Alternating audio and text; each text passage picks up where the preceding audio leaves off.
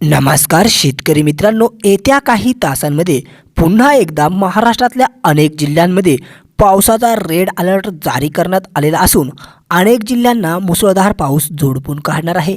नेमका कोणत्या भागांमध्ये हा पाऊस पाहायला मिळणार आहे ते आपण आजच्या व्हिडिओत जाणून घेणार आहोत।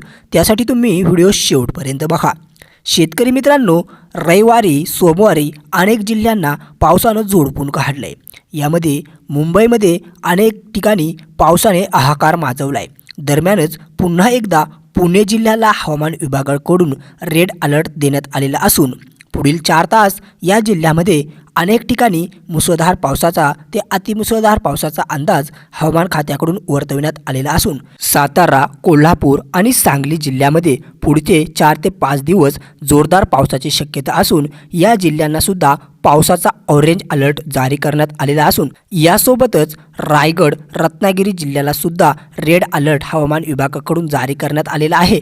पुढील 4 ते 5 दिवस या जिल्ह्यांमध्ये वादळी वाऱ्यासह मुसळधार पावसाचा अंदाज हवामान खात्याकडून जारी करण्यात आलेला असून सोबतच उर्वरित जिल्ह्यांमध्ये अनेक तालुक्यांमध्ये हा मुसळधार पाऊस भाग बदलत पडणार आहे। त्यामुळे महत्त्वाचे अपडेट इतर शेतकऱ्यांना शेअर करा। व्हिडिओ आवडल्यास लाईक करून चॅनल सबस्क्राईब नक्की करा। धन्यवाद।